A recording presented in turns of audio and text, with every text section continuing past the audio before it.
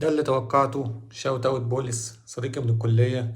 النهاردة هقول لك على مجموعة مصطلحات أنا بستخدمها في الغالب كتير في الفيديوهات، ممكن تكون مش مفهومة أوي. أول واحد هو Creator Economy، هو اسم التشانل أصلا، وده معناه اقتصاد المبدعين. بص، هو ملوش ترجمة حقيقية، ولكن ده اللي احنا اتفقنا عليه كده، أو بيزنس المبدعين، أو ازاي المبدعين بيعملوا فلوس.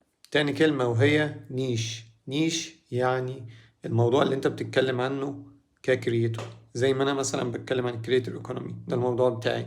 في حد تاني بيتكلم عن الشطرنج، في حد تاني بيتكلم عن كروت بوكيمون. تالت كلمة بستخدمها كتير جدا هي المونيتايزيشن، او ان انت تبقى بتكسب من الكونتنت بتاعك عن طريق الاعلانات، عن طريق الشراكات، عن طريق المبيعات، عن طريق اي حاجة تجيب لك فلوس من الكونتنت.